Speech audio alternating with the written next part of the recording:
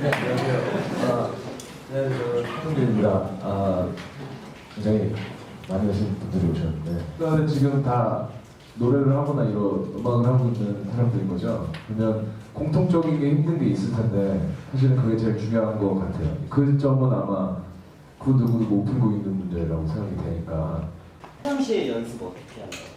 그런 거 물어볼 줄 알았는데, 뭐 사람마다 다르지만 일단은 예를 들어서 하루를 못했으면 그 다음 날은 반드시 하려고 하려고 해요. 그러니까 연습을 끊이질 않아요. 과장 아무것도 없이 일주일에 하루 집에 갔어요. 일주일에 하루 집에 가서 부모님 만나고 그냥 연습실에 살았어요. 먹고 자고.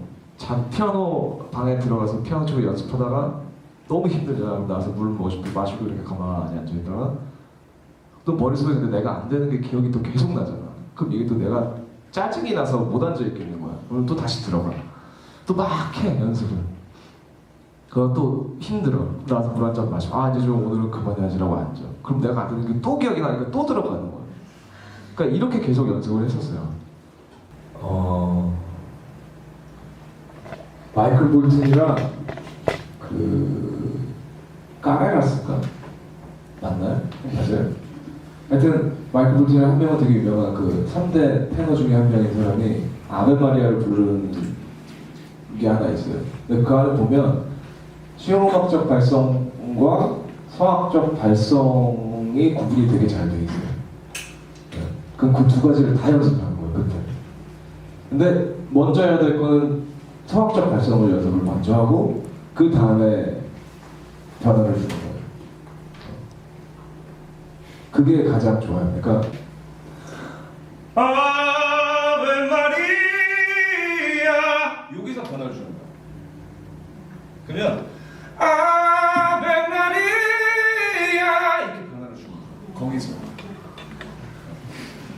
안 되면 가 될 수가 없어.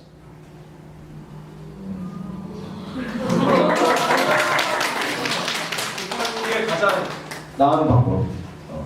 흔들릴 때는 좀 약간 미성이셨잖아요.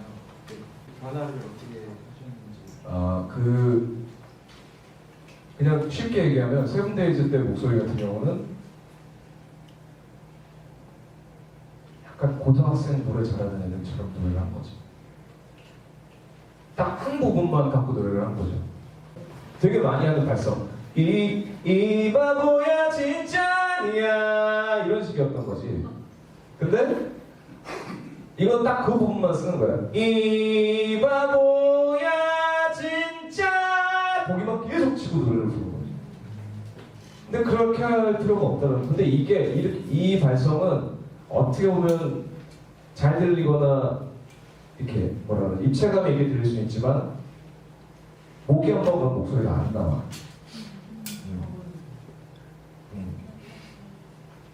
그래서 그래 너 그렇구나. 그러면 그때 되게 힘들어. 그때 며칠 쉬어야 되고 막 그러니까. 이 바보야 진짜야 이렇게 부르면 어느 정도는 돼. 이를 똑같이 잡아 넣어주고 이 바보야 진짜야. 그러니까 두 가지를 계속 쓰는 거야. 그렇게 해서 계속 만들어 가는 거지. 질문 있습니다. 네. 혹시 노래를 하실 때 감정을 이렇게 표현을 하려고 할 때 특별히 따로 연습하시는 방법이 있는지. 나는 근데 그건 있는 것 같아요. 그러니까 가사가 되게 중요해. 일단 그 가사가 무슨 말인지 내가 알아야 돼.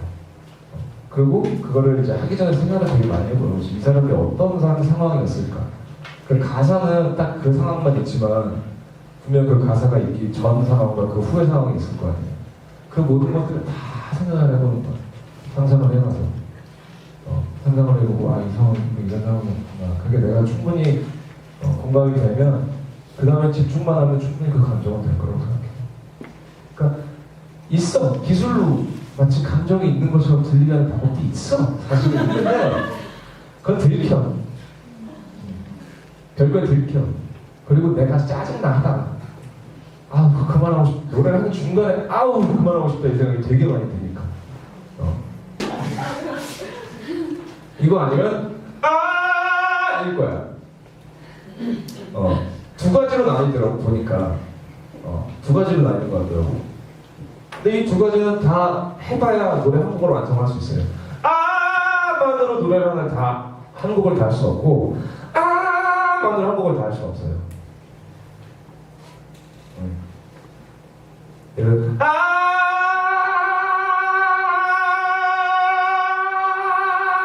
이걸 계속 변화를 줄 수 있어야 돼요. 이건 연습하면 다 되는 거예요.